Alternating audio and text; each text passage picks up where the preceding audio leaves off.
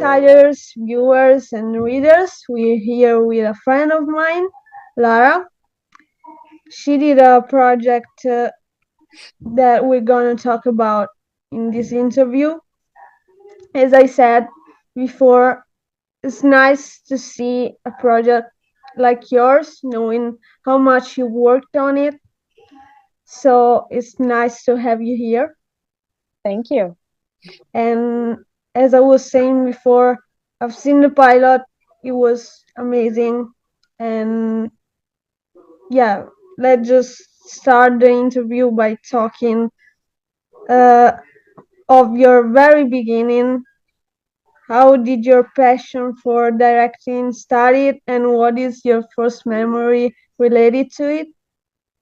Yeah, so as a child, I've always loved telling stories. So I was always writing. I think I was about 8 when I was writing my first little film script. My mom is a filmmaker, so I kind of grew up around an environment that kind of allowed me to express myself through film. Like I would borrow her camera and like her knowledge of film. Um, and at some point, I really wanted to be an actress, so I started to make films starring myself to like broaden my show reel. And then I realized I really belong behind the camera, and I really enjoy doing that a lot more than acting. So then I switched, and so yeah, it started quite young with me, and my mom has helped me a lot with it. And then I did my studies at the International Art Academy. So it all worked out. Great. And yeah, I can imagine like acting brings that attention on you, and directing like allow yourself to express the best with your art, but not with all the pressure of the attention or on yourself. So Yes, exactly. And I think both acting and directing, they have their similarities, but I think the thing that I like to do the most is to just express myself and tell stories that are in my brain. So I think through directing that works the best, because as an actor, of course, you embody a specific character, but I want to embody a story. So it made sense for me that I started to do this. So yeah. that's amazing, and it all became natural for you, like you grew up in it. So Yeah. that's Yeah. even more great to see, like, do what you always wanted to do in life. Yeah, for sure. And as I was saying, we're here to talk about your project, Bittersweet, a series who you've created and directed. Can you tell us more about it? How did it all started and the creative process behind it? Yeah. So Bittersweet is the series that I created and directed, and this started out as my graduation project for my academy that I went to study film, and we had to make a film to graduate. And I said from the beginning, I've said don't want to make a film. I want to make a series, because I feel like series I resonate a lot more with it, because you have a lot more time to explore the characters and the plot lines, to get attached to a character. I tend to Yeah, get attached to characters a lot, and it just provides more time to do so. And I think it's really an upcoming thing.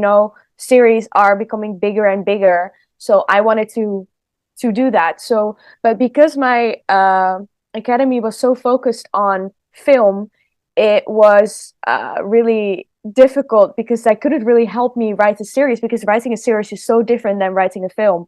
So I had to do a lot of research myself, and I had to do a lot of rewriting and rewriting until it came to the point where it worked. So it was difficult, because I was writing this during the COVID time. And during COVID, there wasn't really much like happening in life, because a lot of people were staying inside. Like yeah. there wasn't like any like The whole character. isolation. Yeah, exactly. So it was really difficult for me to get inspired, because there was nothing really happening that was inspiring. It was just all very depressing. So, and at some point, I just got this random idea, and it just like a little thing about two. There was like the one thing I knew was I wanted to do something about two art students working together to make a film, and then from that little thing, it just expanded, and it took a long time for it to be at the place where it is right now. But yeah, that's how it started, and now I'm graduated, and the pilot is out, and I'm working on the next episode. So hopefully, I can get them made. Because I would love to continue with this. So yeah. Yeah, and spoiler alert, but it ended like on a cliffhanger, so it would be Yeah. nice to see how that proceeds. And Yes. also, Yeah. I For like sure. how you talked about serious topic which we don't see often portrayed in Mm-hmm. movies or series, like the weed addiction. I was Yes. really intrigued by that because, as I said, it's not often portrayed out there. So seeing No. this, like, I really got intrigued with it. So that was Thank great. you. It's definitely something people don't take as seriously because they see, weed as a gateway drug. Yeah. And I think, especially in the Netherlands, I think a lot of young people we suffer with weed addictions, and they don't even realize that they do, but they are just so dependent on it, and they feel like it's just almost like smoking a cigarette. And because, of course, here weed is legal and a lot of people smoke, I thought it was also relevant to the place where I am right now, which is the Netherlands. So, yeah, I wanted to explore that. So, yeah. Yeah, having a lot of freedom with it, it's more easier to get addicted to it. So, Yeah. Yeah. Yeah. There's like good here, sides. it's not even legal. So, I'm Yeah. actually against that because, I mean, it's nothing heavy, but yeah, having the freedom makes you makes it easier to get addicted to it, as you said. Yeah. Yeah. People doesn't even realize it at one point. So Exactly. Yeah, I mean, there's good sides and bad sides to it being legal. Like, I do agree that it should be legal, but it's just kind of so integrated in our culture here that people just smoke a lot of weed that people forget that there's like serious consequences. yeah, So it can affect your daily life, as yeah, we've seen in the pilot already. yeah, yeah, And yeah, it should be legal, but to a certain point, I think yeah, personally, like it yeah. should be a little more controlled. Or at least people should educate youngsters, about the effects and stuff like that. I think that is like the most effective way. And I think in a way, through film, I mean, I've heard multiple people talk about bittersweet and the weed addiction, and saying like, oh, it's great that you kind of opened people's minds to think about that. So I think in a way, educating can also happen through film. So that's also something I'm definitely very much interested in. So yeah. That's great. Thanks. And do you have a particular scene you found more difficult to film or any funny memories from set you would like to share with us? Oh yeah, yeah. So working on the set was a really fun experience in general, because I tried to hire as many queer crewmates and castmates as possible. So we were just with a lot of queer people on set, a lot of queer young people. So we were all from a similar age, and like we were all interested in film, and we were all queer. So there was a lot of things we had in common, which just created this really fun atmosphere. Like we all had kind of the same jokes, and like that's one of the things that I really think is important, that when making film you need to have fun too. Like you're working, but it needs to be fun, and it was definitely fun. Um, so that allowed just for this really good atmosphere on set. And a funny memory that popped up in my mind during filming. I think it was one of the first scenes where Zaya and Livy had to kiss. I remember that Zaya, she plays Livy. her stomach in the middle of the kiss started to growl like really loud, and like the whole everybody could hear it. Like I was standing behind the monitor so far away, but even I could hear it, and everybody just started laughing, and it was just the funniest thing ever. So if we get a blooper reel, that's definitely gonna be in there, because like that was a really funny moment. You should um definitely do a blooper reel. It's gonna be yeah. fun. I can imagine. Yeah, we had quite a bit of bloopers, so I think there's gonna be someone that's gonna make a blooper reel. I always love blooper reels, so I would love to have like a blooper reel for my own series. So Yeah, it's like I really like them because it kind of deconstruct the yeah, character. So you yeah, see the actual real actor, yeah, like yeah, exactly. it, like especially with like the most famous like names in the industry, like it humanized them in some kind of way, Yeah, yeah, like yeah, seeing because them all have fun.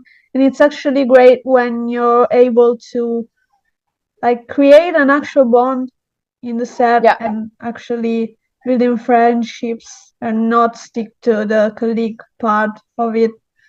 yeah, yeah, no, for sure. I think that's definitely something that happened also on the set with on Bittersweet, because we all got along so well that a lot of different friendships were built. A lot of people are working together for other projects now, and I've also built a lot of really strong friendships through Bittersweet. Like I had basically I didn't know like the entire cast and crew that weren't my friends um beforehand, but afterwards like I've made such great friends. So I really appreciate that. So I think that's also a very important part, like just having fun with it too. And yeah, we definitely had fun, so I'm excited to do the rest. Amazing. And also I wanted to add like about your studies. I remember like you do also painting, Yeah.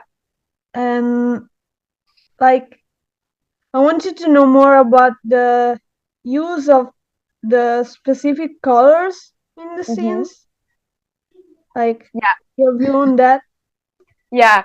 So everything was blend out, like all of the colors and the composition and everything was planned out beforehand.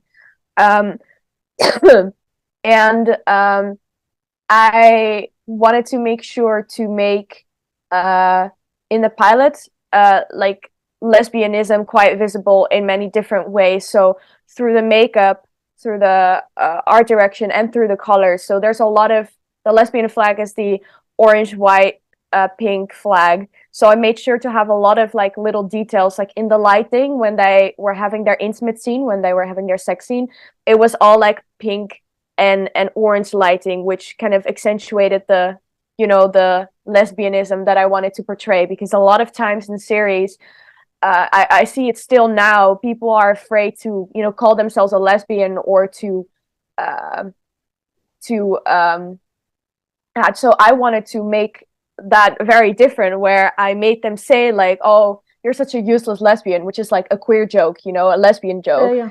And I wanted it to be clear that that Zaya, the protagonist, that she was a lesbian. Like we had the flag and we had the lights. So in that way, also colors can tell a story or can emphasize something that you want to emphasize. Um, and I wanted it to be quite colorful, because I think as a creator, I just like to uh, experiment with colors a lot. Like there was a lot of neon lights. Um, so yeah, because I also think that both the narrative is very important when you are creating a series, but also the aesthetic, like the viewer experience. It has to be an experience. So that's really something that inspired me, and that I definitely want to explore more for the next episodes, is to yeah, really make it an experience to watch, if that makes sense. Yeah, like it's even more beautiful when you see a scene which is aesthetically pleasing in some way, like with colors and stuff. And as you said, like being colorful, it's a great thing because obviously in like a sad scene, or like you're gonna use like the more of a blue tone Yeah, from the way I see it. Like you don't use have like happy colors for a sad scene or yeah, or yeah, just that. yeah, exactly. It can really emphasize also a character's feeling. Like I think, for example, there were two scenes where we used a spotlight on the character. So when Zaya had kind of an anxiety attack in class, we used the spotlight to accentuate that she could just that it was all she could think about and focus on, and she felt like everybody was looking at her, like there was a literal spotlight on her. Which obviously, in the scene, realistically, there wasn't a spotlight, but because we want to emphasize that feeling, we put a spotlight on there. And the same with when Livy entered Quinn's birthday party, it was like all eyes on her. So there was a spotlight on her. So we really tried to also use that to emphasize. And the party scenes were all quite, colorful and also a little bit more chaotic. Whereas the final scene when Zaya and Livy have spoiled their argument, it's all very kind of like more neutral toned, as you said. There wasn't we didn't use any like neon colors or anything. It was just, and a lot of it was also when she was having kind of her panic attack and when she was looking for the weed everywhere. We were following her and there weren't any cuts because that also emphasized kind of like we could show it also emphasized kind of her, like the movement was kind of her stress and her anxiety. And because it was one take, we could kind of see exactly how long it was taking. And so there's a lot of aspects to film as a medium of art that I really enjoy to explore, because there's so many different ways you can tell a story, whereas for example with painting it's very different. So that's why I really like film. And I can say you did an amazing job in emphasizing all those scenes. Like I suffer Thank you. from anxiety myself, so I really could feel the like all the spotlight, all the Mm, tension in the scene. So you did an amazing job on that. thank you so much. Thanks. And we were talking about the pilot, obviously, and in a scene, a quote by Sappho is shown. Why did you choose that specific quote? And if you had to describe the way you direct with another quote, what would it be and why? Yeah, so we're using Sappho because I had to make, a poetry film project, and I always love to think about, I think lesbian poetry is very beautiful, and obviously Sappho is someone that almost everybody knows, like historically seen. Um, and Sappho has this quote that, talks about bittersweet love, and I think, and that's also the quote that we used, and that really describes the whole atmosphere of the series. It describes the interpersonal relationships that all the characters have. It describes the relationship between Zaya and Livy, because it's like bitter and then it's sweet and then it's bitter and then it's sweet, and it's all they're always in a state of duality, kind of, which we'll also see in the other episodes. And um, it's kind of like what I try to do in Bittersweet the series is to really emphasize on that balance where it's like it's good and then it's bad and then it's good and then it's bad. So I think that really fit within kind of the narrative that I was telling. And a lot more of Sappho's quotes are going to be used in the other episodes too. So yeah, and also to describe my way of directing in a quote, I think it's difficult. Like I don't exactly know if I know a quote that would work the best, but I'm definitely uh, a very visual director, and that's also like kind of how I put myself out there. Like I really light up when I talk about how you can visually tell a story with the images you are showing, and not necessarily the dialogue. I think that is also something I'm really working on, as I'm a very young director still, so I still have a lot to learn when it comes to, directing actors and stuff. But I really enjoy working with people. I enjoy taking the lead. And I enjoy creating something from scratch because the director is involved in so many different aspects of film, and I like so many different aspects of film. So yeah, that's why I enjoy directing. So that's kind of the answer I can give, because I don't really know a quote that describes me, but yeah. I can say that, like, your way of visualizing art, being a visual artist.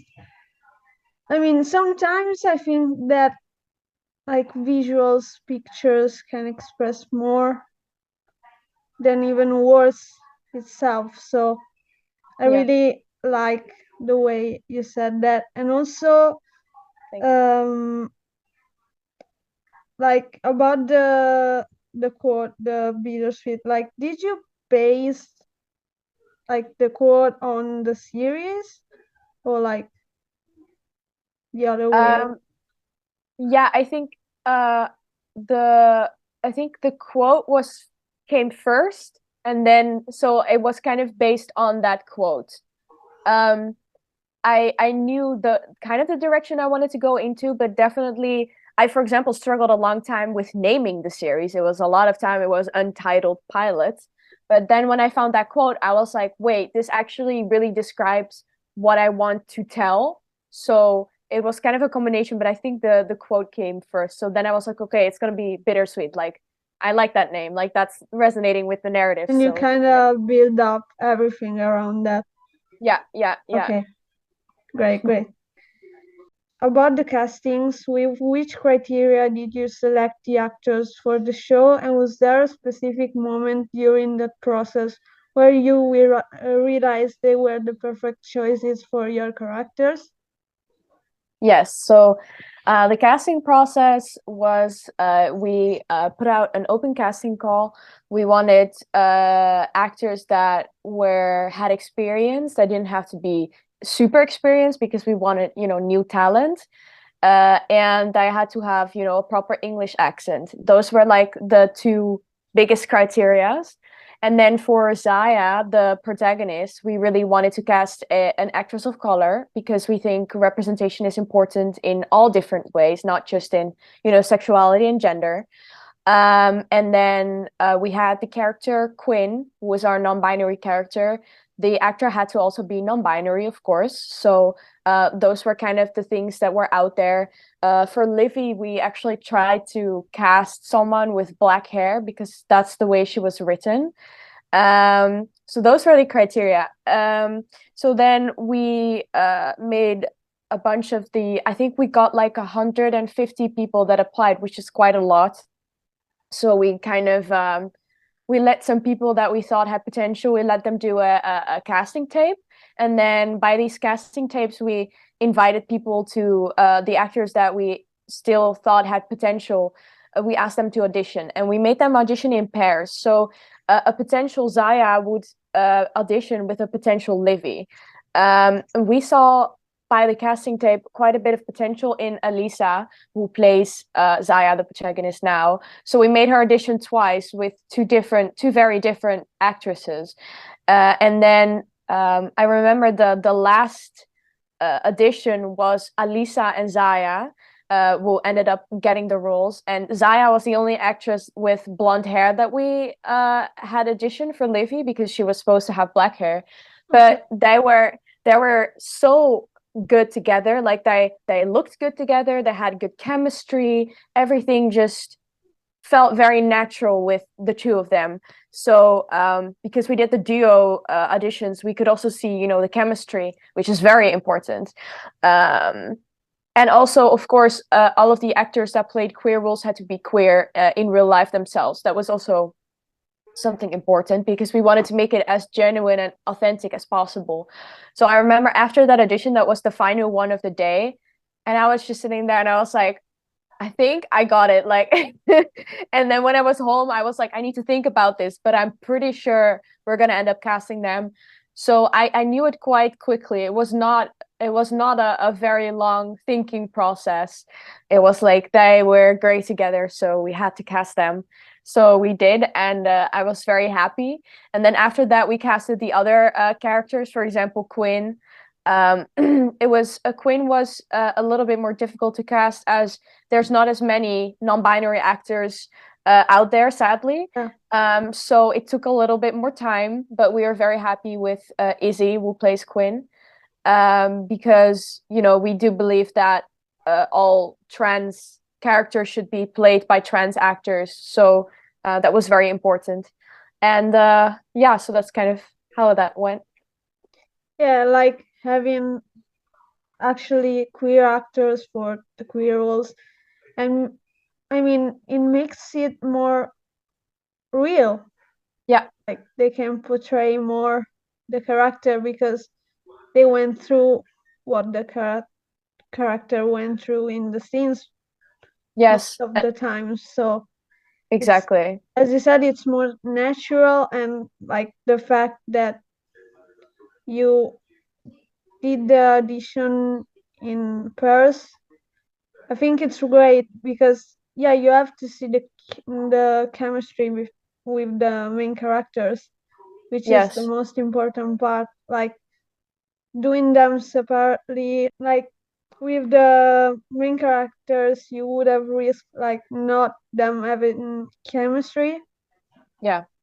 So yeah, I think like you did a great job in that too, like with the Thank you. castings and everything. Thank you. You also mentioned that before that you relate to a lot of characters, and I think that a director always put a part of themselves in their projects. So how much of yourself is in Bittersweet, and is there a specific character that represents you the most and you can relate to more than the others? Oh yeah, yeah. Um, I've definitely put a lot of myself in Bittersweet, both in the story as in the characters. I think the two main characters, Zaya and Livy, are both a lot. They have a lot of things with me in common. I put bits of myself in Livy and bits of myself in Zaya, so I definitely see myself in them.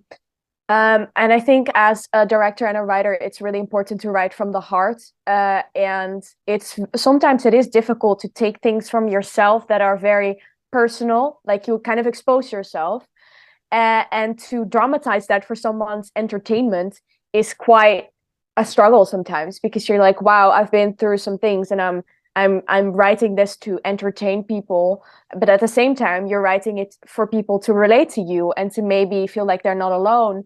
And also to me, putting myself in my work is a way of processing things in a way of almost like therapeutic. Like now I'm writing the next episodes and I'm when I'm going through things in my head, it really helps me to write about it because then you create something beautiful out of something that is maybe not as beautiful, like the way it happened to me.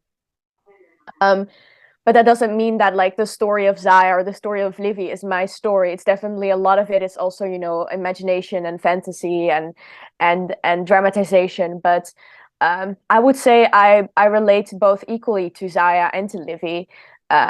It feels like there's like two sides of me. There's the more like the more kind of like shy and more isolated Saya, and then there's the very outgoing Livy, asking for attention and like I can't say too much because I don't want to spoil like the rest of the Yeah, episodes. yeah, Like sure, I'm sure, always sure. I'm almost spoiling it, um but I think kind of Zaya's perpetual state of being an outsider and being isolated and feeling alone is something that is something I really relate to. So uh yeah. So in that sense I do relate to her too. And you actually revive the moments you went through. And as you said, it's therapeutic because like you revive it and actually see for yourself that wow, I've been through that, I've been past that, I'm now stronger, Yeah, and I can move on actually from that. exactly. Yeah, yeah. And about future episodes, obviously not spoiling anything, but what can we expect in general? I think we something that we can expect is obviously we're going to focus on Zaya and Livy's relationship. It's gonna be um it's gonna be very tense because it's gonna be very much they went from kind of not really enemies, but kind of enemies to lovers to enemies. And we are at the final scene of the pilot. Of course, we have the argument, so they're kind of enemies again, and it kind of that's kind of stretches on, and it creates a very tense but also exciting dynamic. I think we go dive in a lot of bitter. We are going to see a lot of Livy. Um, where does her character come from? What has she been through? How is that affecting her? And the same for Zaya. And then for Quinn, also, exploring their relationship to masculinity more, but also, but there's also going to be a love story, and there's new characters, and it's very exciting. But I think it's definitely gonna dive in very deeply into the characters. I really base. I really try to make my characters. My characters are very very important asset to the series. So I really want to focus on the characters and what they've been through and what they're gonna go through. We're gonna talk about queer friendships and you know um queer love and all these the subjects that were in the pilot, like addiction and stuff, that's also going to get you know Stretch we're gonna more. dive in deeper. Yeah, exactly. So I'm really trying not to spoil, but Yeah, yeah, like yeah, sure, sure, sure. it's yeah. I'm So it might really be a bit general. curious to see more. So Thank you. I really look forward to that. Thank you so much. I really hope we get to make more. I really hope for you too, because like from the pilot you can see that it's actually a good project Thank that you. needs to be seen. It has got a lot of good representation that needs to be portrayed. So I really hope you get to show more of that. Thank you. You're welcome. And for the last question, I think it's based off the name of our site, so outsider. Yeah. I think everyone is a bit of an outsider in some way in our lives. So, what do you think can make you an outsider in general and also artistically? I think I've I've in the past I've seen being an outsider as something negative because I tend to feel like an outsider always. I think I still kind of do. But I feeling like an outsider used to make me feel quite lonely, but I think now I see the strength in it in, being different and um trying new things and being more. I think outsiders generally are more open-minded, and I think that really artistically that really helps me. um and with Bittersweet, obviously the protagonist is quite an outsider and she's quite lonely, and I'd like to show people that they are not alone and they can be, really cool outsiders like Yeah, Zaya is. So yeah, I think being an outsider is also kind of a mindset, right? Because if you keep telling yourself like, oh, I'm an outsider and it makes me lonely, then you're gonna feel like an outsider. But take the strength that it gives you because it gives you big creativity and drive. So I think it's a good thing actually. yeah, that's exactly the meaning behind our site. Like, we decided for that because exactly about what you said, being an outsider, it's actually a good thing.